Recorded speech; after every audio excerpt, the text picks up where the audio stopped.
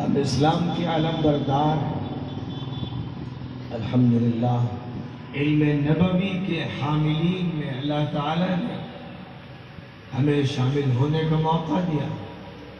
نبی پاک علیہ السلام کی مجلس کی جوتیوں میں شرف باریابی عطا فرمایا۔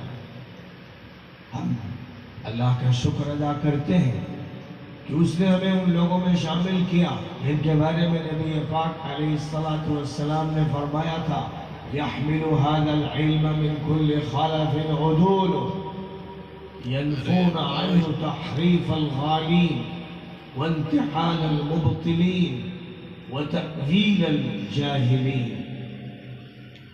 جو کام علماء کو سونپے گئے ہیں، جو ذمہ داریاں علماء پر ڈالی گئی ہیں، ان میں سے 3 کا بطور عنوان کے حضور پاک علیہ السلام نے تذکرہ کرتے ہوئے ارشاد فرمایا کہ ہر نسل کے جو امانت دار لوگ ہوں گے، ذمہ دار ہوں گے، وہ اس میں علم نبوی کے حامل ہوں گے، اور ان کا کام یہ ہوگا کہ دین میں غلو کرنے والوں کے غلو کو کھرچ کے پھینک دیں گے اور باطل پرستوں کی غلط داخل کردہ چیزوں اور تحریفات کو جالوں کی طرح، کوڑے کی طرح باہر نکال دیں گے، اور جاہلوں اور عالم نما، کم پڑھوں اور بے تکی تعویلیں کرنے والوں اور دور دراز کی باتیں کرنے والوں کی باتوں کو چھانٹ چھانٹ کے کھرچ کے اس دین سے پھیر دیں گے۔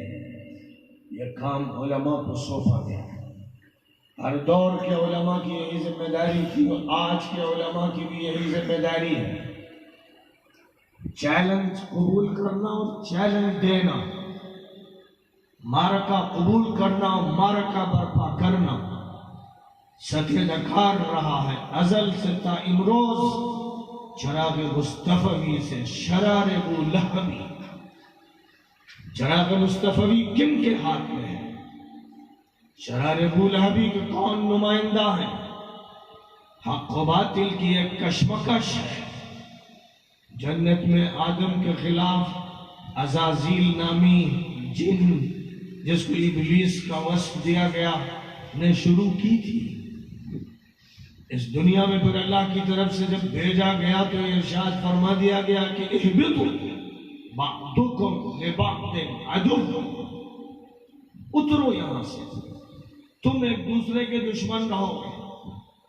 ایک طرف نظام ہوگا خلافت کا، ایک طرف نظام ہوگا آدم کا، ان کی صالح ذریت کا، ایک طرف نظام ہوگا شیطان کا، ابلیس کا، طاغیوں کا، باغیوں کا، مجرموں کا، خدا کے نافرمانوں کا۔ کان من الجن ففسق عن امر ربه، ایک جن تھا اللہ کے حکم کو نہیں مانا، حکم الہی سے الگ ہوا، تو کہا جاتا ہے کہ سالہ سال سے عبادت کرتا تھا، سر سجدے میں پڑا رہتا تھا، تسبیح کرتا تھا، مالا جپتا تھا، لیکن جس دن اس نے اللہ کی بات نہیں مانی، معصیت کی، نافرمانی کا راستہ اختیار کیا، اس دن سے اللہ تعالیٰ نے اسے ابلیس کہا، مردود کہا، دھکارا ہوا کہا، اور نہ صرف اس کے ساتھ یہ ہوا بلکہ اس کی ذریت کے لیے طے کر دیا گیا کہ اس کی جو اولاد ہوگی وہ بھی ملعون ہوگی، شیطان ہوگی۔ یہ جرم اس تک محدود نہیں رہا، یہ جرم اس کی نسلوں میں منتقل کر دیا گیا، اور آدم سے کہہ دیا گیا کہ اسے دشمن سمجھنا، ان الشیطان لکم عدو فاتخذوہ عدوا، شیطان دشمن ہے تمہارا، اسے دشمن ماننا، دوست مت ماننا، فاسقوں کو دشمن ماننا۔ کان من الجن ففسق عن امر ربہ، فاسقوں کو دشمن ماننا، فاجروں کو دشمن ماننا، ملعونوں کو دشمن ماننا، ظالموں کو دشمن ماننا، شریعت کے خلاف عمل کرنے والوں کو دشمن ماننا، قرآن کے احکام سے بغاوت کرنے والوں کو دشمن ماننا، حق کے خلاف کھڑے ہونے والوں کو دشمن ماننا، خلافت راشدہ کے چراغ کو گل کرنے والوں کو دشمن ماننا، اور ظالمانہ حکومت قائم کرنے والوں کو دشمن ماننا۔ جو بھی قرآن کے راستے راستے سے ہٹے، کہنا کہ تو ابلیسی ہے، تو شیطانی ہے، تو ملعون ہے۔ فرما دیا گیا ان الذین یکتمون ما انزلنا من البینات والہدی من بعد ما بیناہ للناس فی الکتاب اولئک یلعنهم اللہ ویلعنهم اللاعنون۔ جو لوگ حقیقتوں کو چھپاتے ہیں جو قرآن میں بیان کی گئی، اللہ کی کتابوں میں جو اصول بیان کیے گئے، ضابطے بیان کیے گئے، خیر و شر کے بارے میں جو کہا گیا، مارکہ آدم و ابلیس کے بارے میں جو کہا گیا، فاسقوں کے بارے میں جو کہا گیا، اتقیاء کے بارے میں جو کہا گیا، خیر و شر کی پہچان بتائی گئی، شرک و توحید اور ایمان و کفر اور نفاق اور اخلاص کے حدود طے کیے گئے۔ جو لوگ ان باتوں کو چھپاتے ہیں، جو لوگ اپنی باتوں کو تعویلات کے ساتھ پیش کرتے ہیں، جو لوگ ملاتے ہیں، جو لوگ معجون مرکب بناتے ہیں، جو خلط مبحث کرتے ہیں، کھری اور صاف بات نہیں کہتے ہیں، ان الذین یکتمون ما انزلنا من البینات والہدی من بعد ما بیناہ للناس فی الکتاب، ہم نے اپنی کتاب میں جو حق بیان کر دیا اس کو جو لوگ چھپا رہے ہیں، اولئک یلعنهم اللہ ویلعنهم اللاعنون، اللہ ان پر لعنت بھیجتا ہے، وہ ملعون ہے۔ وہ عالم ہوں، وہ صوفی ہوں، وہ مولوی ہوں، وہ کسی ملک کے رئیس القضاء ہوں، سر پر ان کے رومال ہوں اور پگڑیاں ہوں، ان کا یہ حال ہو کہ اذا رأیتهم تعجبک اجسامهم وَإِن يَقُولُوا تَسْمَعْ لِقَوْلِهِمْ، ان کو دیکھو تو بڑا تمرد کرنے والی شخصیت ہے، بڑی حسین ہو، بڑی جمیل ہو، بڑی چوکتا مقتا، ان کی پگڑی دیکھو، ان کی داڑھی دیکھو، ہاتھ کی انگوٹھی دیکھو، ان کی لاٹھی دیکھو، اور ان کا لباس دیکھو، ان کی عبا دیکھو، ان کی مشلہ دیکھو، اور ان کے مدرے کی چونچیں دیکھو، تو پھر تم پر اثر پڑے گا، تم متاثر ہوگے اور سمجھو گے کہ بڑے عالم ہیں۔ قرآن میں صاف کھول دیا گیا سورۃ المنافقون میں، اذا رأیتهم تعجبک اجسامهم وان یقولوا تسمع لقولهم كأنهم خشب مسندہ، دیکھو گے تو بہت اچھے لگیں گے، صوفی صاحب، حضرت شیخ اور بڑے بزرگ اور بڑے چنی اور بڑے چنا لگیں گے، تم کو باتیں سنو گے تو بڑی لچھے دار، بڑی میٹھی، بڑی شیریں، بڑی حکیمانہ، بڑی فرزانگی کی، اور یہ کہو گے کہ بھائی واقعی بڑے حلیم ہیں، بڑے بردبار ہیں، یہ سمجھو گے، تم یہ دیکھو گے اذا جاءك المنافقون قالوا نشهد انك لرسول الله والله يعلم انك لرسول والله يشهد ان المنافقين لكاذبون۔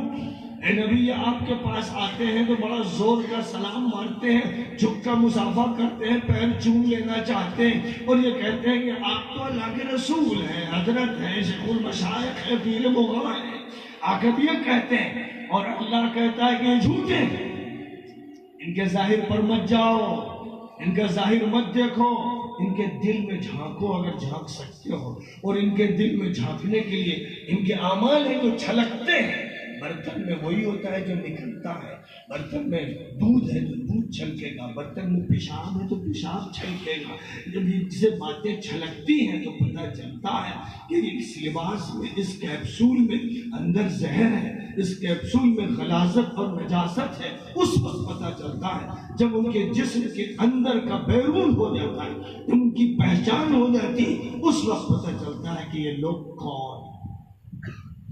اے لوگوں، کتمان حق جائز نہیں، اور یہ دنیا مارکے کے لیے ہے، جو یہ سمجھتا ہے کہ یہاں سب سے دوستی ہوگی، تو کہا تھا بڑے سچے صوفیہ نے کہ جس کو دیکھو کہ سب اس کے دوست ہیں تو یقین کرو کہ وہ زندیق ہے، وہ زندیق ہے۔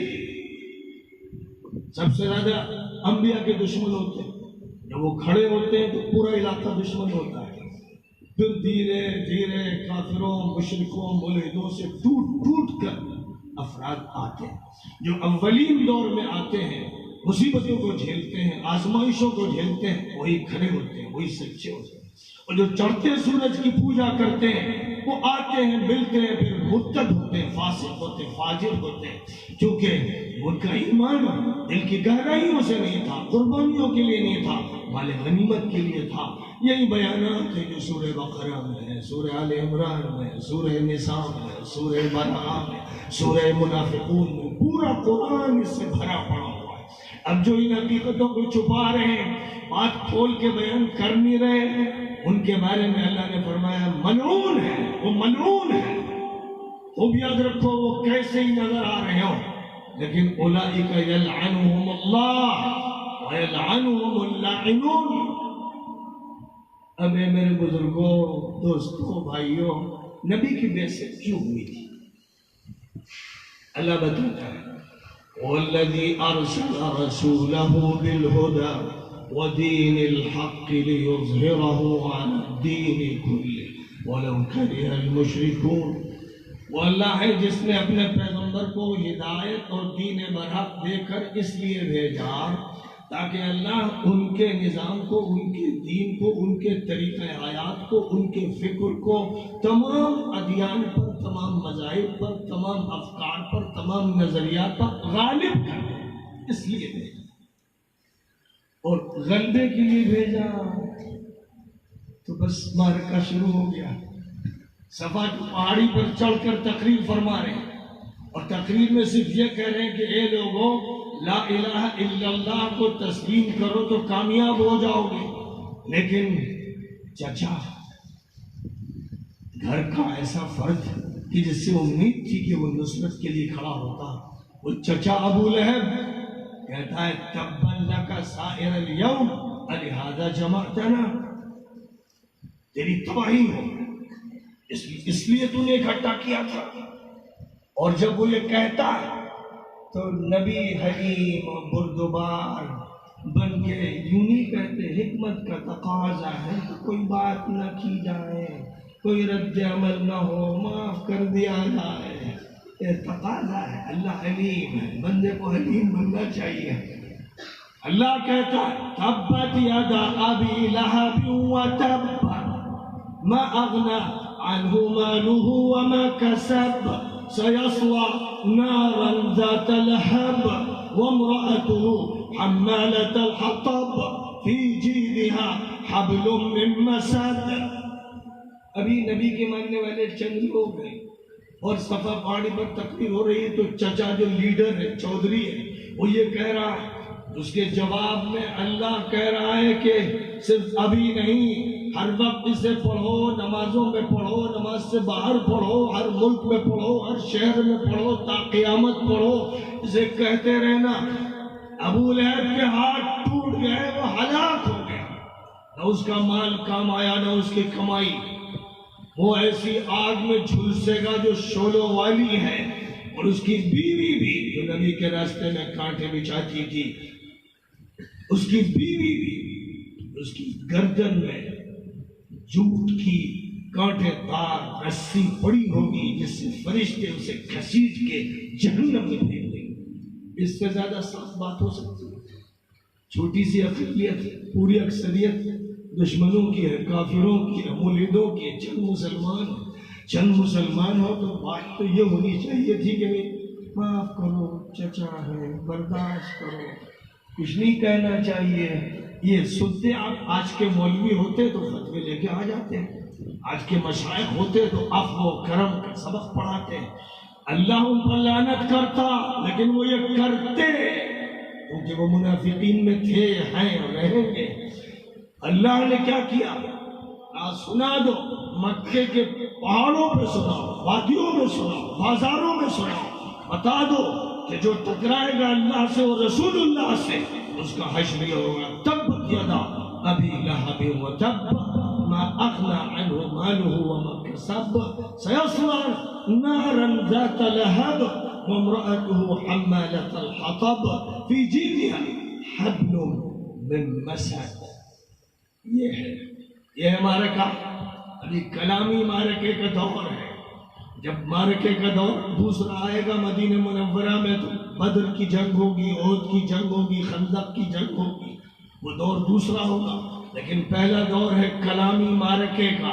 معرکے کے بغیر اگر کوئی جی رہا ہے تو جاہلیت کی زندگی جی رہا ہے. معرکے کے بغیر مر رہا ہے تو جاہلی موت مر رہا ہے. جو ظالموں سے صلح کرے وہ مجرم، جو ظالموں کے بارے میں خاموش رہے مجرم، جو ان کا ساتھ دے مجرم، جو ان کا اچھا تذکرہ کرے مجرم. وَلَا تَرْكَنُوا إِلَى الَّذِينَ ظَلَمُوا فَتَمَسَّكُمُ النَّارُ. ظالموں کی طرف میلان بھی اختیار کرو گے، زبان سے بولنا تو بڑی بات ہے، میلان بھی اختیار کرو گے تو جہنمی بنو گے، دوزخی بنو گے، ملعون ہو. نبی پاک علیہ السلام نے ایک حدیث میں ارشاد فرمایا کہ اگر کوئی شخص ایسا نہ ہو جو ظالم حکمران سے کہے تو ظالم ہے، اگر نہیں ہے تو سمجھ لو فقط تودع منہا، تو سمجھو کہ یہ امت رخصت ہو گئی، اللہ سے الگ ہو گئی. اسی لیے فرمایا تھا نبی نے کلمت حق عند سلطان جائر، ظالم حاکم کے سامنے کھل کر حق بات کرنا یہ سب سے بڑا جہاد ہے. اور جو اس بنیاد پر مار دیا جائے گا وہ سید الشہداء کے ساتھ جنت میں ہو. یہ معرکہ ہے، تماشا و کھیل نہیں ہے. تو اللہ تعالیٰ نے یہ فرمایا ولید ابن المغیرہ کے پاس مکے کے چودھری، لیڈر، سیاسی رہنما، تاجر سب گئے. بھائی محمد نے تنگ کر رکھا، ہمارے بڑوں کو بیوقوف بتاتے ہیں، ہمارے بتوں کے تبصرے کرتے ہیں، ہمارے نظام میں کیڑے نکالتے ہیں، زندگی اچھی رنگ کر دی ہے. ان کے بارے میں کوئی بات ایسی کہیے، کچھ ایسا پروپیگنڈا تیار کیجیے، کوئی مسالہ ایسا دیجیے جس کو لے کر ہم چلے تاکہ ان کے خلاف پروپیگنڈے میں جیت جائیں. فَقُتِلَ كَيْفَ قَدَّرَ ثُمَّ قُتِلَ كَيْفَ قَدَّرَ ثُمَّ نَظَرَ ثُمَّ عَبَسَ وَبَصَرَ ثُمَّ أَدْبَرَ وَاسْتَكْبَرَ فَقَالَ إِنْ هَذَا إِلَّا سِحْرٌ يُؤْثَرُ إِنْ هَذَا إِلَّا قَوْلُ الْبَشَرِ سَأُصْلِيهِ سَقَرَ وَمَا أَدْرَاكَ مَا سَقَرَ لا تبقي ولا تذر لواحة للبشر عليها 19. کمرے میں بیٹھ کر ولید ابن المغیرہ نے جو بات کی تھی اور پھر سوچ میں پڑ گیا تھا، چہرے پر ایک رنگ آتا تھا، ایک جاتا تھا، منہ فق ہوتا تھا. اس کی تصویر قرآن میں پیش کی گئی فَقُتِلَ كَيْفَ قَدَّرَ ثُمَّ قُتِلَ كَيْفَ قَدَّرَ. بڑے غور و فکر کے بعد یہ کہنے لگا إِنْ هَذَا إِلَّا سِحْرٌ يُؤْثَرُ، یہ جادو ہے، محمد جادو لے کر آئے، اس کو چلاؤ، پروپیگنڈا اس کا کرو. تو اللہ نے کیا فرمایا إِنْ هَذَا إِلَّا سِحْرٌ يُؤْثَرُ فرمایا سَأُصْلِيهِ سَقَرَ، اس بدماش کو جہنم میں جھلسا دیں گے ہم. یہ کون کہہ رہا ہے؟ نبی. اللہ کی طرف سے اللہ نے کہا نبی سے کہ کہیے وقت کے لیڈروں، وقت کے حکمرانوں، وقت کے مجرموں، وقت کے ظالموں کا سامنا کیجئے. مکے میں اس طرح، یہ مکے میں کہا جا رہا ہے، مدینے میں نہیں کہا جا رہا. ان کے بارے میں یوں کہیے، ان کے بارے میں کہیں فرمایا گیا کہ ان کو کہیے کہ عُتُلٍ بَعْدَ ذَلِكَ زَنِيمٍ أَنْ كَانَ ذَا مَالٍ وَبَنِينَ اذا تتلى علیہ آیاتنا قال اساطیر الاولین. یہ بدماش و مجرم، یہ بے اصل، یہ زنا کی اولاد، یہ ملزم، یہ مجرم دولت کے نشے میں چور ہو کر نبی پر اعتراض کرتے ہیں، یہ نبی کے خلاف زبان کھولتے ہیں. ان کی ناک رگڑ دی جائے گی، ان کی ہاتھی کے سونڈ کی طرح ناک کو زمین میں رگڑ دیں گے، ہم روم کے رکھ دیں گے. اس سے زیادہ کوئی سخت بات ہو سکتی تھی؟ یہ قرآن کہہ رہا ہے، نبی سے کہلوا رہا، صحابہ سے پڑھوا رہا، اس کی تبلیغ کروا رہا. یہ قرآن سنایا جا رہا ہے، یہ قرآن کمروں میں نہیں پڑھا جا رہا ہے، یہ درجہ حفظ میں نہیں پڑھا جا رہا ہے، یہ قرآن کہیں چھپ کر نہیں پڑھا جا رہا ہے، صرف تراویح میں نہیں پڑھا جا رہا ہے، مسجد کی تلاوت میں نہیں پڑھا جا رہا ہے. یہ قرآن وہ ہے جس کو نبی تمام کافروں کو، مشرکوں کو، ملحدوں کو سنا رہے اور مأمور ہے اس پر. وَالَّذِي بَعَثَ فِي الْأُمِّيِّينَ رَسُولًا مِّنْهُمْ يَتْلُو عَلَيْهِمْ آيَاتِهِ. اللہ نے الٹریٹ لوگوں میں، ان پڑھ لوگوں میں، ملحدوں میں، مشرکوں میں، کافروں میں اپنے ایک نبی امی کو برپا کیا کہ سب سے پہلے قرآن سنائیے. پہلا کام یہ ہے کہ قرآن سنائیے، ان کو سنائیے. مدرسے میں بچوں کو، طلبہ کو صرف نہ سنائیے، پوری انسانیت کو سنائیے. یہاں تک کہ قرآن کے اس سنانے کے بارے میں فرمایا جاہدہم بہ جہادا کبیرا. قرآن کے ذریعے سب سے بڑا جہاد کیجیے، سب سے بڑا جہاد قرآن کے ذریعے کیجیے. یہاں بھی کی زمین قرآن کی طرف راجع ہے. قرآن جہاد کے لیے ہے. قرآن صرف قرأت اور تلاوت کی نغمگی کے لیے نہیں ہے. قرآن صرف برکتوں کے لیے نہیں ہے. قرآن صرف تعویذ گنڈے کے لیے نہیں ہے. قرآن ان مولوی صاحب اور ان عامل صاحب کے لیے نہیں ہے جو اس کو کاغذ پہ لکھ کے تعویذ بنا کے کسی کے گلے میں لٹکاتے ہیں، کسی کے ہاتھ میں بنواتے ہیں. قرآن اس کے لیے صرف نہیں آیا تھا. یہ تو اس کا ایک لاکھویں حصے کا ایک چھوٹا سا فائدہ ہے. اس پہلو سے بھی اس کی بھی اجازت دے دی گئی کہ اگر توحید پر چیزیں مبنی ہو اور قرآن سے ماخوذ ہو. لیکن قرآن آیا کس لیے ہے؟ وَلَوْلَا دَفْعُ اللَّهِ النَّاسَ بَعْضَهُمْ بِبَعْضٍ لَفَسَدَتِ الْأَرْضُ. اگر اللہ لوگوں کو ایک دوسرے سے نہ ٹکراتا تو زمین میں صرف کرپشن ہوتا. ٹکراؤ، یہ ٹکراؤ دین کا مقصود ہے. اس ٹکراؤ سے بھاگ کر ادھر ادھر آپ جا نہیں سکتے.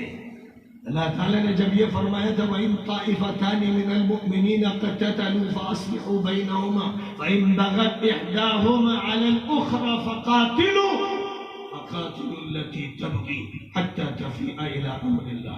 مسلمانوں میں بھی اگر دو فریق لڑے، ایک حق پر اور ایک باطل پر ہو، تو جو بغاوت کرنے والا ہے، سرکش ہے، انادی ہے، حق سے ہٹ رہا ہے، حق کو نہیں مان رہا ہے، حکم ہے فَقَاتِلُوا الَّتِي تَبْغِي.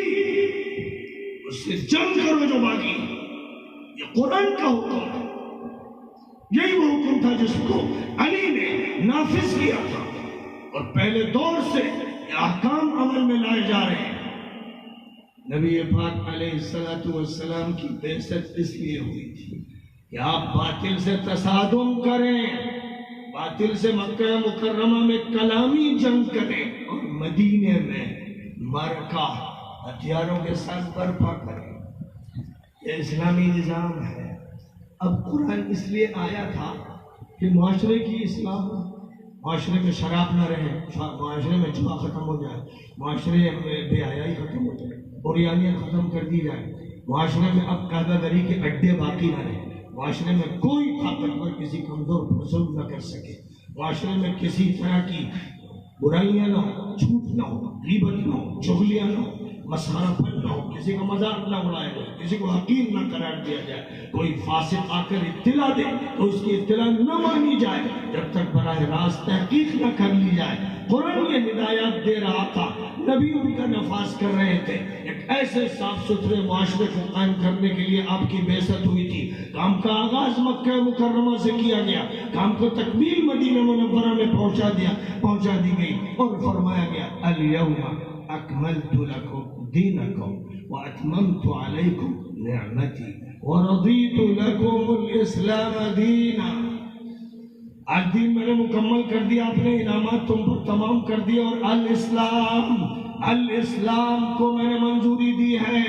اس الاسلام کے ساتھ اور کچھ مت شامل کرنا. کوئی اور دیوتا نہ بنانا، کوئی اور دیوی نہ بنانا، کوئی اور متوازی شخصیت نہ بنا دینا، کوئی اور جماعت، کوئی اور ادارہ ایسا نہ بنانا کہ اسلام کی جگہ لے لے اور پہچان تمہاری اس کے ذریعے ہونے لگے. ایسا مت کرنا. وَسَمَّاكُمُ الْمُسْلِمِينَ، اس نے تمہارا نام مسلم رکھا ہے. ایک دوسرے سے تعارف کرانا تو مسلم ہوں، میں مسلم ہوں. یہ مت کہنا میں کوکنی ہوں، اور یہ مت کہنا میں یو پی کا، یہ بہار کا.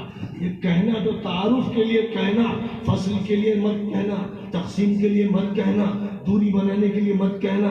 یہ گورا ہے، یہ کالا ہے، یہ لمبا ہے، یہ ٹھنگا ہے، یہ غریب ہے، یہ امیر ہے، یہ حاکم ہے، یہ محکوم ہے. تفریق کے لیے اور تحقیر کے لیے یہ لفظ مت بولنا. نبی کے متوازی کسی کو مت لے کے آنا، قرآن کے مقابل کسی کتاب کو مت لینا، ہدایت کی مرجعیت قرآن و حدیث میں رکھنا، اور ان کے علاوہ کسی کو بھی ہدایت کا مرجع نہ سمجھنا۔ ابو حنیفہ نے، مالک نے، شافعی نے، احمد نے اور تمام فقہاء نے کہہ دیا تھا کہ اگر کبھی بھی دیکھنا کہ میری بات حدیث صحیح کے خلاف ہو رہی ہو تو میری بات کو دیوار پر پٹک کے مار دینا۔ یہ کہا، یہ کہا، بس اسی معیار سے ساری باتیں ہوں گی۔ مکی دور بھی دیکھا جائے گا، مدنی دور دیکھا جائے گا، احکام قرآنی دیکھے جائیں گے، وہ کانسٹیٹیوشن ہے، بنیادی لاز قرآن میں، حدیث شارع ہے، قرآن کی شرح کرتی ہے، اللہ کے حکم سے کہیں کسی نئے حکم کا اضافہ کرتی ہے، اس سے زیادہ کچھ نہیں۔ اور حدیث سے خاص طور پر اگر وہ متواتر نہیں ہے، کوئی عقیدہ ثابت نہیں ہوتا ہے۔ عقیدہ ثابت صرف قطعی دلائل سے ہوتا ہے، قطعی دلائل صرف قرآن کی آیات میں ہے یا حدیث متواتر میں۔ ان کے علاوہ احادیث احاد اصول فقہ میں ظنی کہلاتی ہیں، یہ ایک اصطلاحی بات ہے، ان سے کوئی عقیدہ ثابت نہیں ہوتا ہے۔ لہذا جس مقصد کے لیے نبی کی بعثت ہوئی تھی، کیا وہ مقصد باقی ہے؟ کیا آج جو لوگ دین پڑھ رہے ہیں، پڑھا رہے ہیں، دین کے بارے میں واعظ کہہ رہے ہیں، جمعے میں منبر پر کھڑے ہو کر لوگوں کو مخاطب کر رہے ہیں، مسجد کی امامت کر رہے ہیں، کیا ان کے ذہن میں ہے کہ معرکہ برپا ہے؟ کیا ان کے ذہن میں ہے کہ حق و باطل کی اور خیر و شر کی ایک جنگ ہے؟ کہ ان کو یہ معلوم ہے کہ ان کو آج کے اس دور میں حق کا ٹیکس ادا کرنا پڑے گا، انہیں حق کہنا ہے اور ہر جگہ کہنا ہے، حق بات لوگوں تک منتقل کرنی ہے۔ ان کو یہ یقین رکھنا ہے کہ من رأى منکم منکرا فلیغیرہ بیدہ فإن لم یستطع فبلسانہ فإن لم یستطع فبقلبہ وذلك اضعف الایمان ولیس وراء ذلك حبة خردل من ایمان۔ پہلا نمبر یہ ہے کہ برائی کو ہاتھ سے دور کرو، نہیں کر سکتے زبان سے اس کے خلاف بولو، بغاوت کرو، خلاف برپا کرو، خوب کہو۔ یہ بھی نہیں کر سکتے تو دل میں طے کرو کہ تبدیلی کر کے رہیں گے جب موقع ملے گا، اور اگر یہ بھی تمہارے دل میں نہیں ہے تو تم مسلمان نہیں ہو۔ وَلَيْسَ وَرَاءَ ذَلِكَ حَبَّةُ خَرْدَلٍ مِّنْ ایمان۔ اس کے بعد ایمان رائی کے دانے کے برابر بھی نہیں رہتے۔ ذرا گریبان میں منہ ڈال کے دیکھو، اے طالب علموں، اے مدرسوں، اے مولویوں، اے مفتیوں، اے قاضیوں، گریبان میں منہ ڈال کے دیکھو، تمہارا دل تڑپتا ہے؟ تمہارا دل تڑپ رہا ہے؟ مصر میں 10,000 دینداروں، ایمان والوں، متقیوں، ابرار اور اخیار کے قتل عام پر جن کا مجرم وہ عبداللہ تھا، آل سعود کا عبداللہ، جو مر گیا، جس نے پیسے دیے مرسی کی حکومت کے خلاف بغاوت کرنے کے لیے، اسرائیل کی جوتی کو، چپل کو، سنڈاس کو، جس کا نام سیسی ہے، اس کو پیسے دیے کہ پیسے دے اور ان اخیار کو، ابرار کو ختم کر۔ یہ اسرائیل کے خلاف انقلاب لانا چاہتے ہیں، یہ بات کرتے ہیں کہ بشار کو شام سے ہٹا دیں گے۔ ان کی کوشش یہ ہے کہ عراق میں عبادی کی حکومت نہیں رہنے دیں گے۔ یہ اسلامی انقلاب کی باتیں کرتے ہیں، دہشت گرد ہے یہ، مارو۔ اس سے اگر آپ کے دل کے پھپھولے نہیں پھوٹتے اور آپ اندر سے نہیں تڑپتے اور آپ کے دل میں یہ تہیہ نہیں ہوتا کہ جب موقع ملے گا میں انشاءاللہ مجرموں ظالموں سے انتقام لوں گا اور انہیں زمین سے ختم کر دوں گا، اگر یہ نہیں، خدا کی قسم تو مسلمان نہیں ہو۔ خدا کی قسم کھا کے کہتا ہوں تم مسلمان نہیں ہو، اس لیے کہ مجھے نبی پر یقین ہے، اور نبی کہتے ہیں وَلَيْسَ وَرَاءَ ذَلِكَ حَبَّةُ خَرْدَلٍ مِّنْ ایمان۔ نبی جس نظام کے لیے آئے تھے اس نظام کے بارے میں آپ نے تو یہ فرمایا تھا کہ اللہ تعالیٰ پوری دنیا میں خلافت کے نظام کو قائم کرے گا، اور ایک وقت آخری دور میں یہ آئے گا کہ کوئی کچا پکا گھر بغیر اسلام کے نہیں رہے گا، اور ابتدائی دور میں اللہ تعالیٰ خلفائے رب کو قبول فرمائے گا، کام اللہ ابو بکر سے لے گا، عمر سے لے گا، عثمان سے لے گا اور علی سے لے گا، اور خلافت حقہ اور خلافت راشدہ وجود میں آئے گی۔ وعد اللہ الذین آمنوا منکم وعملوا الصالحات لَيَسْتَخْلِفَنَّهُمْ فِي الْأَرْضِ كَمَا اسْتَخْلَفَ الَّذِينَ مِنْ قَبْلِهِمْ وَلَيُمَكِّنَنَّ لَهُمْ دِينَهُمْ الَّذِي ارْتَضَىٰ لَهُمْ وَلَيُبَدِّلَنَّهُمْ مِنْ بَعْدِ خَوْفِهِمْ أَمْنًا يَعْبُدُونَنِي لَا يُشْرِكُونَ بِي شَيْئًا۔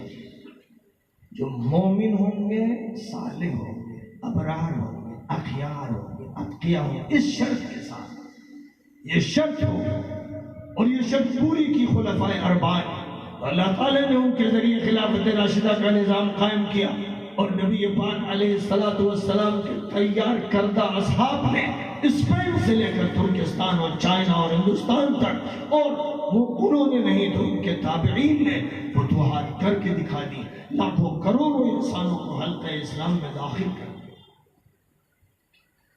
اللہ نے وعدہ پورا کیا، جو وعدہ فرمایا تھا،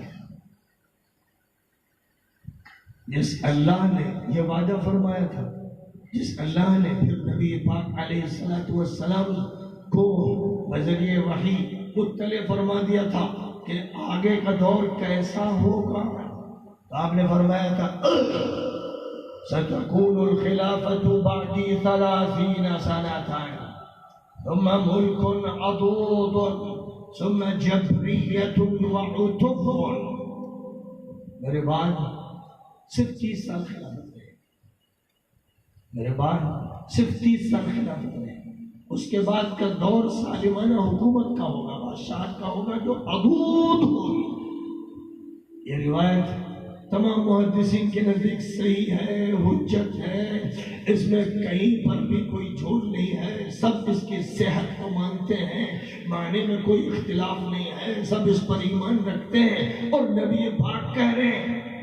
اب اگر کوئی مولوی نبی کو چڑھانا چاہتا ہے، نبی کے منہ پر نعوذ باللہ ثم نعوذ باللہ بات رد کر دینا چاہتا ہے، تو پھر وہ تعویلیں کرتا ہے، ملکن عقوس کو ملکن عادل کہتا ہے، اور وہ ملعون مولوی، وہ خبیث اور مجرم انسان، وہ تو اس کی حدیث سے کھلواڑ کرتا ہے، حضور کچھ کہتے ہیں وہ کچھ کہتا ہے۔ آپ فرماتے ہیں کہ ملکن عقوس کا دور آئے گا، پھر جبریت و عتب کا دور آئے گا، جبر ہوگا، سرکشی ہوگی، ظلم ہوگا، ساتھیاں ہوں گی، کبھی کربلا کا میدان ہوگا، کبھی مدینہ منورہ کے 10,000 لوگوں کا قتل عام ہوگا، صحابہ کے گھروں میں گھس گھس کر زانی اور مجرم عورتوں سے زنا کریں گے، اور پورے مدینہ کو دہشت سے بھر دیا جائے گا۔ کبھی وہ حجاج ہوگا جس میں ہزاروں، کہا جاتا ہے 1,20,000، ان میں سے بڑی تعداد صحابہ کی اور تابعین کی تھی، ان کو مارا، کھڑے کر کر کے مارا، پھر کعبے پر منجنیق اور توپ کے گولے چلائے، کعبے کے خلاف جلا دیا، اس کی اینٹیں توڑ دی۔ نبی نے فرمایا تھا کہ 2 شخص قبیلے ثقیف سے ظاہر ہوں گے، ایک جھوٹا ہوگا جس کو دنیا مختار ابن ابی عبید کے نام سے جانتی ہے، ایک مہلک ہوگا، صفاح قاتل ہوگا جس کو دنیا حجاج کے نام سے جانتی ہے۔ مولوی حجاج کے لیے بھی تعمیل کرتے ہیں، اللہ اکبر، آسمان کانپنے لگتا ہے، زمین شک ہونا چاہتی ہے کہ ان کو دھسا دیا جائے، ان پر زلزلے آئیں، ان پر سونامیاں مسلط کی جائیں۔ یہ نبی کے خلاف ہے، یہ منکرین حدیث ہے جنہوں نے لباس حدیث کے پہن رکھے ہیں، اور انہوں نے عبائیں پہنی، مشلہ پہنی، خطرے ڈالتے ہیں، یہ کبھی حرم میں ہوتے ہیں، کبھی اس کے باہر ہوتے ہیں، خدا کی قسم مجرم، یہ حدیثوں کے منکر ہیں۔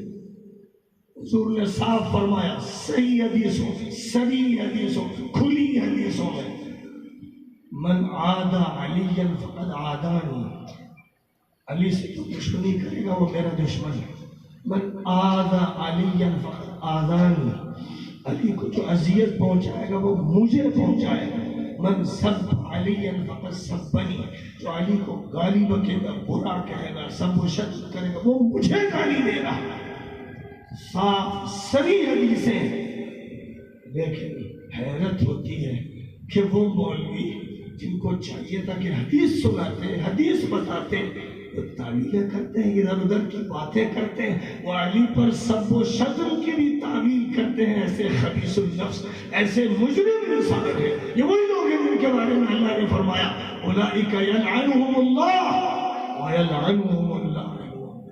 ہاں یہ وہی لوگ ہیں۔ کیسے پہچانیں گے آپ؟ اس طرح پہچانیے کہ جس مقصد کے لیے نبی کی بعثت ہوئی تھی، اس مقصد کو قتل کرنے کے لیے لارنس آف عربیہ، برطانیہ کے ایک مجرم نے، ایک جاسوس نے، یہودی صفت کے انسان نے جزیرۃ العرب میں آل سعود کے خاندان سے بیعت کیا۔ وہ لکھا ہوا موجود ہے، وہ معاہدہ لکھا ہوا موجود ہے۔ ایک معاہدہ کیا اور معاہدہ میں طے پایا کہ خلافت عثمانیہ کے حصے بکھرا کر دینے، اس کو نکال کے پھینک دینا، عثمانیوں کا قتل عام کرنا۔ ان کا قتل عام کیا گیا نجد میں، حجاز میں، ان کو نکالا گیا جزیرۃ العرب سے، سیریا سے، عراق سے، فلسطین سے۔ ان کو نکالنے کے لیے عرب کے منافقوں نے، ملعونوں نے، مجرموں نے انگریزوں سے معاہدہ کیا اور جزیرۃ العرب برطانیہ کے حوالے کیا۔ یہ پہلی جنگ عظیم کے بعد ہوا، جو 1914 سے 1918 کے درمیان ہوئی۔ پھر دوسری جنگ عظیم ہوئی 1949، 1939 سے 1944 تک۔ اس دوسری جنگ عظیم کے بعد عالم کے منظر پر امریکہ اور رشیا کی طاقتیں ابھر آئی تھی اور برطانیہ کا دور عروج ختم ہو رہا تھا۔ اب امریکہ کے ساتھ دوسرا پیکٹ کیا، وہ موجود ہے، وہ موجود ہے۔ نیٹ پہ دیکھنا چاہیے تو نیٹ پہ دیکھ لیجیے۔ اصل کافی بھی دنیا میں کہیں نہ کہیں امریکہ کے صدارت کے آفس میں موجود ہوگی۔ ان سے پیک کیا اور ان سے پیک کیا اور جزیرۃ العرب ان کے حوالے کر دیا۔ ارامکو کمپنی، تیل تم نکالو، تم مالک ہو، ہم ملازم ہیں۔ ہماری حیثیت ویسی ہے جیسے مغل امپائر کی آخری دور میں حیثیت تھی کہ بس حکومت شاہ عالم از دلی تا عالم۔ انگریزوں نے جزیرۃ العرب کے ٹکڑے کیے، قتلے کیے، ہاتھ ادھر کاٹا، پیر ادھر کاٹا، آنکھیں ادھر پھوڑی۔ تو اس توڑ پھوڑ کے نتیجے میں کویت پیدا ہو گیا، امارات کی 7 ریاستیں پیدا ہو گئیں اور یمن کو بالکل ایک الگ ملک بنا دیا گیا، قطر کو کر دیا گیا، عمان کو الگ کر دیا گیا۔ یہ سارے جرائم انگریزوں کے ہیں، لیکن ان جرائم میں وہ عرب شریک ہیں جو منافق تھے، مجرم تھے اور ہیں۔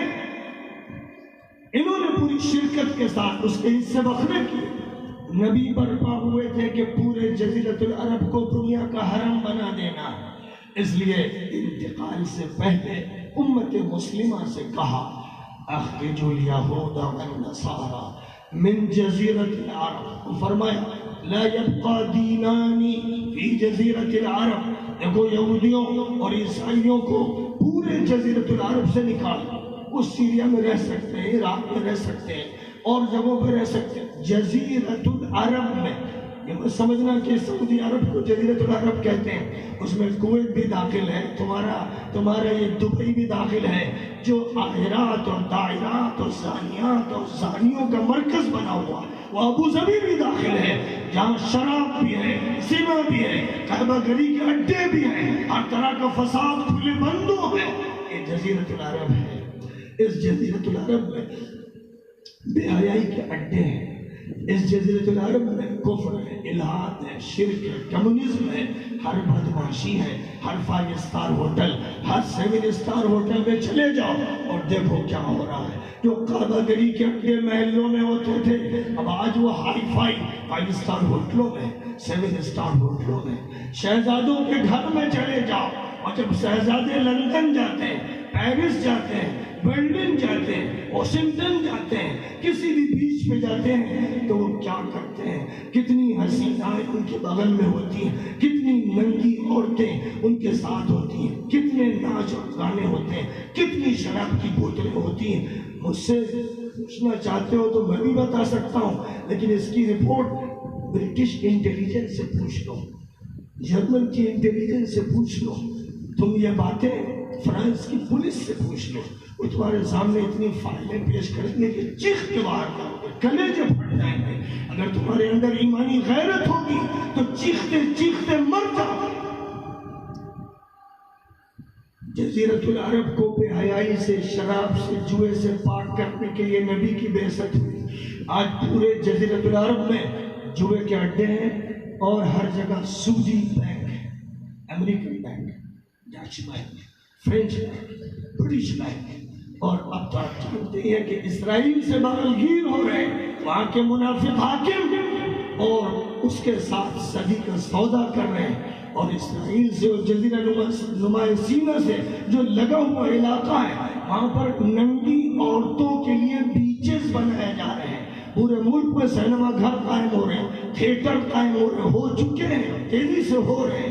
عورتوں کو ننگا کیا جا رہا ہے، نوجوانوں کو آوارہ کیا جا رہا ہے، شرابیں پی جا رہی ہیں، اور سود کا کاروبار۔ اللہ کہتا ہے تمہارا مولوی درجے میں جب بیٹھتا ہے تو پڑھاتا ہے سورہ بقرہ، پڑھو بھائی، وَإِن لَمْ تَفْعَلُوا فَأْذَنُوا بِحَرْبٍ مِّنَ اللَّهِ وَرَسُولِهِ، اگر تم سود کا خاتمہ نہیں کرو گے اور اس سے اپنے کو الگ نہیں کرو گے تو سن لو کہ اللہ اور رسول سے تمہاری جنگ ہے۔ یہ قرآن کہتا ہے۔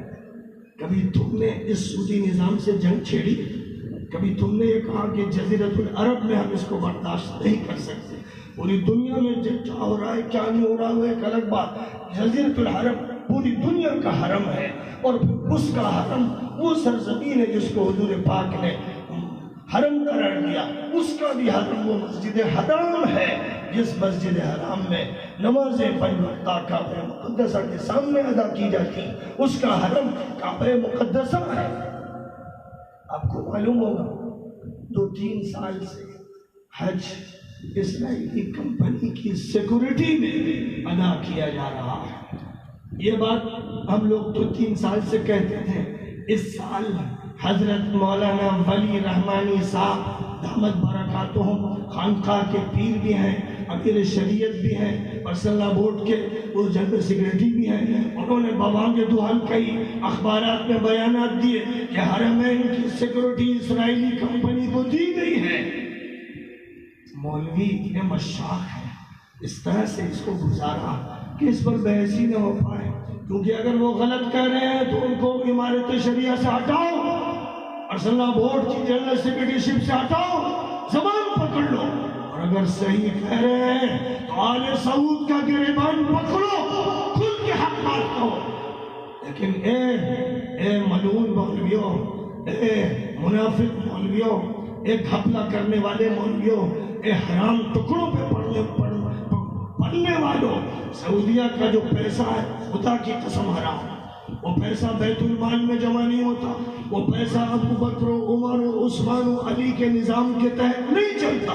جس کو جو دولت دینا ہے باٹی، خود جو لینا ہے لیا، شہزادوں کو لاکھوں کروڑوں روپے دیے جاتے ہیں بغیر کسی کام کے، اور ایک ایک رات لندن اور پیرس میں گزارنے کے لیے 10 کروڑ ایک رات میں خرچ ہوتے ہیں، ناچنے والیوں پر، زنا کرنے والیوں پر، شراب کی بوتلوں پر، اور اس رات پر جو کسی ہوٹل میں گزاری جاتی ہے جس کی فائلیں پولیس کے پاس ہے، انٹیلیجنس کے پاس ہے، دنیا کے اخبارات میں ہے، پھر بھی خاموش ہو۔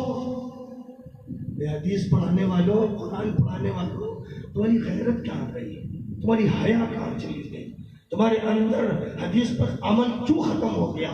تم جزیرۃ العرب کے لیے چنیدے شہر ہوتے جو دنیا کا مرکز ہے، وہاں برائی تو سب جگہ برائی، وہاں اچھائی تو امید کی جا سکتی ہے کہ اچھائی پہلے ہے، لیکن تم وہاں کے بارے میں خاموش ہی نہیں ہوتے، تعریف کرنے کی فکر میں رہتے ہو کہ کبھی عمرے کی تعریف کرتے، کبھی حج کی کرتے، وہاں ہوٹل ہے تجارت کے لیے، وہاں قالین ہے تجارت کے لیے، وہاں تمہارا استقبال ہے تجارت کے لیے، وہ کمرشلائز ایریا ہے، وہاں بنیے ہیں جو بنیے دولت لوٹنے میں لگے ہوئے ہیں، تم ان کی تعریف کرتے ہوئے شرم نہیں کرتے؟ زمین میں کٹتے نہیں؟ تمہیں ڈر نہیں کہ آسمان سے پتھر برسے؟ جہاں عمل قوم لوط ہو رہا ہے، جہاں کھلے طور پر ہوٹلوں میں زناکاری ہو رہی ہے، یہاں سودی نظام چل رہا ہے، اللہ کہتا ہے کہ اللہ و رسول کی جنگ ہے، اور تمہاری دوستیاں ہیں، تمہاری خاموشیاں ہیں، تمہارے دل میں تڑپ بھی نہیں، تم اس سے کلستے نہیں، اللہ کے عذاب سے ڈرتے نہیں۔ یاد رکھو کہ تم کچھ بھی پڑھ لو، پڑھا لو اور کیسی تصویر بنا لو، اللہ تمہیں ملعون کہتا ہے، نبی کی نگاہیں تم سے دور ہیں، اور یہ نبی کہتے ہیں کہ رائی کے دانے کے برابر بھی تمہارے اندر ایمان نہیں رہ گیا۔ کڑوے حقائق ہیں لیکن ہے یہی حقیقت۔ نوبت یہاں تک پہنچی کہ اب صحابہ کی عزت بھی پامال ہو۔ حرم شریف کے حرمین کے امور کا ذمہ دار، قرآن بہت اچھا پڑھنے والا، سما باندھ دینے والا عبد الرحمن السدیس، جب انقلاب عالم عربی میں شروع ہوا اور کشتوں کے پشتے لگے، 10,000 انسان میدان رابعہ میں مار دیے گئے، تو اس بندے نے حرم کے ممبر سے تقریر کرتے ہوئے کہا یہ لوگ دہشت گرد ہیں۔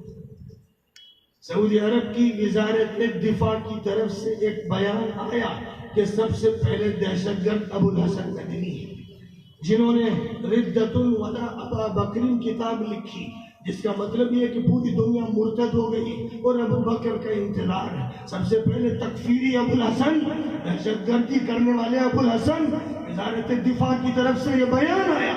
مولانا کی کتابیں اور سعودی عرب کے کتب خانوں میں نہیں بکتی ہیں، بین ہو گئی۔ سید قطب دہشت گرد، حسن البنا دہشت گرد، سارے علماء، ابرار، اتقیاء، اخیار دہشت گرد، سلمان العودہ دہشت گرد، عریفی دہشت گرد، عائض القرنی دہشت گرد، اور عبدالعزیز الطریفی دہشت گرد۔ یہ وہ علماء ہیں جو قدیم دور کے اسلاف کے نمائندہ، احادیث کے حافظ ہیں ان میں سے، اور قرآن پاک کے تو ماہر ہیں، اور فقہ و فتاوی کی مہارت رکھنے والے متقی صالح علماء ہیں، جو جیلوں میں 60,000 لوگ اس وقت سعودیہ کی جیل میں۔ یہاں بعض نوجوان الزامات لگا کر پکڑ لیے جاتے ہیں، کورٹ میں پیش بھی ہوتے ہیں، وہاں کورٹ میں پیش نہیں ہوتے، جن کو جیل میں ڈال دیا گیا 10-15 سال سے جیل میں ہیں، انہیں ذلیل کیا جاتا ہے۔ ابھی اسلام کا کام کرنے والی فکر مند خواتین کو جیل میں رکھا گیا اور ان کو زنا کی دھمکی دی جاتی تھی کہ اگر تم نے یہ نہیں کیا، یہ نہیں کیا تو ہم تمہارے ساتھ یہ کریں گے، یہ کریں گے، تو تمہارے گھر میں تمہاری ماں کے ساتھ ایسا اور ایسا کریں گے۔ ان کے بیانات نیٹ پر پڑے ہوئے ہیں۔ یہ سارے جرائم تو تھے ہی۔ اب عبد الرحمن السدیس حرم شریف کے ممبر پر کھڑے ہو کر محمد بن سلمان جیسے مجرم کو، قاتل کو کہتے ہیں کہ وہ تو نعوذ باللہ عمر کا مشابہ، الفاظ استعمال کرتے ہیں کہ محمد بن سلمان ملہم ہے، محدث۔ ہر عالم جانتا ہے کہ حضور اکرم صلی اللہ علیہ وسلم نے محدث کا لفظ حضرت عمر کے لیے استعمال کیا تھا۔ وہ اشارے میں محمد بن سلمان کو محدث کہہ رہے ہیں کھلے طور پر، جس کا مطلب یہ کہ حضرت عمر کی شان میں گستاخی ہوئی۔ پوری امت تماشا دیکھ رہی ہے، لاکھوں حاجی موجود ہیں اور وہ ممبر سے اس کو محدث کہہ رہا ہے۔ پوری دنیا جس کو قاتل سمجھتی ہے، مجرم سمجھتی ہے، اور دوسرا عالم بڑا جلیل القدر عالم تقریر کرتا ہے تو روتا بھی ہے، رلاتا بھی ہے، ایسا لگتا ہے کہ بڑا ایمانی واعظ ہے۔ صالح مغامسی نے تقریر کی خاشقجی کے واقعے کے بعد محمد بن سلمان کو راضی کرنے کے لیے، تقرب دنیا کے مجرموں کا حاصل کرنے کے لیے، اس واعظ خوشبو نے تقریر کرتے ہوئے کہا کہ استنبول میں سعودی کونسلیٹ میں خاشقجی کا جن لوگوں نے قتل کیا وہ حضرت خالد ابن الولید کے مشابہ ہیں، اور محمد بن سلمان ابو بکر کی جگہ پر ہیں۔ ابو بکر نے خالد سے ناراضگی ظاہر کی تھی جب انہوں نے مالک ابن نویرہ کا قتل کر دیا تھا، ایسے آج محمد بن سلمان ان کے عمل پر ناراضگی کا اظہار کر رہے ہیں، تو محمد بن سلمان ابو بکر کی جگہ پر ہیں اور وہ لوگ خالد کی جگہ پر ہیں۔ اے عالموں، اے طالب علموں، اے عام مسلمان، اے کالج کے اسٹوڈنٹس، تمہیں کیا ہو گیا؟ تم چیخے کیوں؟ تم چیختے، تمہارے کلیجے پھٹ جانے چاہیے تھے۔ تم کہتے کہ اس حکومت کو برخاست کیا جائے، تم کہتے کہ حرمین کو ان سے آزاد کیا جائے، تم کہتے کہ ان مجرموں کا خاتمہ کیا جائے، تم چپ رہتے ہو۔ تم اسے حکمت کہتے ہو؟ خدا کی قسم وہ ابلیسی حکمت ہے، شیطانی حکمت ہے، تمہارے نفس اور تمہاری انا کی تعویلات ہیں۔ تم حضور کو نہیں مانتے، ورنہ من رأى منکم منکرا فلیغیرہ بیدہ پر عمل کرتے، تم کلمۃ حق عند سلطان جائر پر عمل کرتے۔ تمہاری زبانیں گونگی، تم اندھے، تم بہرے، سمن بکمن عمی فہم لا یرجعون، اسی لیے جواب نہیں دے رہے۔ تمام طلبہ سے، ملت کے نوجوانوں سے میری درخواست ہے، کالج کے مسلم طالب علموں سے درخواست ہے کہ اپنے اپنے یہاں کے ممبر پر بیان کرنے والے اور لوگوں کے آگے کھڑے ہو کر امامت کرنے والے اور مدرسوں میں پڑھانے والے اور مفتی کا لقب رکھنے والوں سے سوال کریں کہ سعودیہ کے جرائم پر خاموش کیوں؟ خاشقجی کے قتل پر خاموش کیوں؟ عبدالرحمن السدیس نے عمر ابن الخطاب کی جو بے گستاخی کی اس پر خاموش کیوں؟ صالح مقامسی نے ابو بکر کی شان میں جو گستاخی کی اور خالد بن ولید کی شان میں گستاخی کی اس پر خاموش کیوں؟ کھول کر بیان دو، ورنہ امامت چھوڑو، افتاء چھوڑو، خطبہ چھوڑو، جاؤ کہیں بنیان پہن کر لنگی پہن کر مزدوری کرو۔ میری پوری امت کے جوانوں سے درخواست ہے کہ قلعی اچھیڑ دو، ان کے پردے پھاڑ دو، ان مولویوں کو کھڑا کرو میدان میں کہ مارکہ حق و باطل میں اگر شریک ہو ہم تمہارے ساتھ ہیں، اور نہیں شریک ہو ہم تمہارے باطل ہیں۔ مدرسہ فیض القرآن کے بچوں سے بھی کہتا ہوں، یہی معیار ہوگا، پہلے اس باطل کا مقابلہ کرو، جزیرۃ العرب کی تطہیر کی مہم چلاؤ، عالمی طور پر مطالبہ کرو کہ ان مجرم خاندانوں کو ختم کیا جائے، ان کو راستے سے ہٹایا جائے۔ ان کے جرم اتنے ہیں کہ یہ سود کے ذمہ دار، یہ قہوہ گری کے اٹوں کے ذمہ دار، یہ شراب کے ذمہ دار، یہ سینما اور تھیٹروں کے ذمہ دار، یہ بیچ اور ریحانیت کے بیچے اور ساحلی مقامات کے ذمہ دار، یہ پورے جزیرۃ العرب کو امریکہ کے حوالے کرنے والے، اسرائیل کے حوالے کرنے والے تاریخی مجرم ہیں۔ ان مجرموں کے خلاف میں صدا بلند کرتا ہوں، تم سے کہتا ہوں کہ اگر اس صدا میں تم ساتھ نہیں دیتے تو میں تم کو مجرم سمجھوں گا، اسی پر زندہ رہوں گا، اسی پر مروں گا، اور حوض کوثر پر انشاءاللہ حضور ہوں گے۔ سب سے پہلے علی پہنچیں گے، حضور نے حدیث میں فرمایا، اور یہ فرمایا کہ جو بھی دشمن ہوں گے جنہوں نے علی کے ساتھ زیادتیاں کی ہوں گی، علی ان کو دھکے دے کے ہٹائیں گے، یہ حوض کوثر پر تھا۔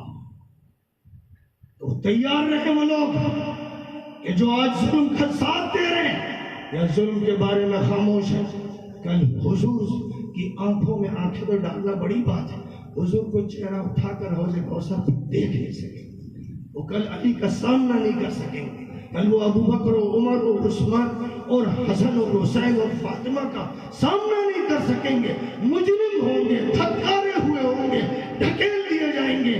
حضور نے فرمایا بہت سے لوگ آئیں گے، میں سمجھوں گا میرے ساتھی ہیں، آؤ بھی آؤ، فرشتے دھکے دے کے ہٹائیں گے، اور جب میں کہوں گا بھئی یہ تو میرے ساتھی تھے، وہ کہیں گے کہ یہ وہ تھے جنہوں نے بعد میں حالات بدل دیے، یا آپ کے نہج پر قائم نہیں رہے، یا قرآن کے نہج پر قائم نہیں رہے، اس لیے حوض کوثر پر حاضر نہیں ہوں گے۔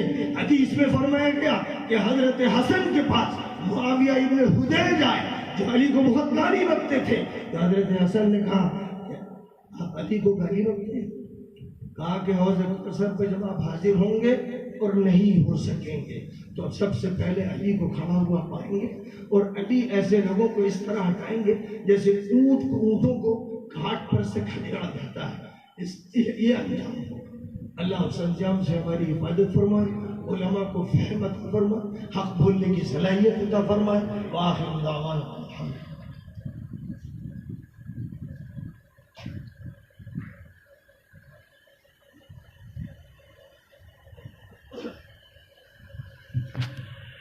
اللهم لك الحمد كما ينبغي لجلال وجهك وعظيم سلطانك۔ اللهم صل على محمد وعلى آل محمد كما صليت على إبراهيم وعلى آل إبراهيم إنك حميد مجيد. اے اللہ ہمارے گناہ معاف فرما. اے اللہ ہمارے بڑوں کے چھوٹوں کے عالموں کے اور عوام کے گناہ معاف فرما. اے اللہ ہم سب نے غلطی کی, تقصیر کی, ہم ظلم دیکھ رہے ہیں, ہم جرم دیکھ رہے ہیں, ہم بے حیائی دیکھ رہے ہیں اور خاموش ہیں. اے اللہ ہمیں بولنے کی قوت عطا فرما, عمل کی طاقت عطا فرما اور ایسے ظالموں کے خلاف انقلاب کی طاقت عطا فرما. اے اللہ حوض کوثر پر ہمیں عزت کے ساتھ حاضری عطا فرما. اے اللہ نبی پاک کی رضا عطا فرما اور نبی پاک جن سے خدمت لیں گے ان کی رضا عطا فرما. اے اللہ ان کی محبت نصیب فرما. اپنے فضل و کرم سے ہمیں اپنے نبی کے ساتھ اور نبی کے صحابہ معظمین کے ساتھ, مکرمین کے ساتھ ہمیں قیامت میں اکٹھا فرما اور ہمیں جنت میں جمع فرما اور ہمیں اپنے فضل و کرم سے اپنے نبی کی طرف سے جامع کوثر عطا فرما. اے اللہ ہماری تمام تقصیرات کو معاف فرما کر ہمارے لیے قبولیت کا فیصلہ فرما. اے اللہ اس مدرسے کو قبول فرما, اس کے بانی کو قبول فرما, اس کے طلباء اور مدرسین کو قبول فرما اور تمام کے تمام مدارس اور مراکز دین کی دعوت کے کام کرنے والے افراد اور ان کے مراکز اور ان کی جماعتوں اور تنظیموں کو قبول فرما. اے اللہ پوری امت میں اتحاد پیدا فرما. باطل پرستوں کے خلاف, مجرموں کے خلاف پوری امت میں اے اللہ ایسا جوڑ پیدا فرما اور ایسا محاذ عطا فرما کہ سب مل کر ایسے ظالموں اور مجرموں سے مقابلہ کریں اور جب تک ان کو ایسے مقامات سے نہ ہٹا دیں اس وقت تک چین سے نہ بیٹھے. اے اللہ ہماری دعائیں قبول فرما.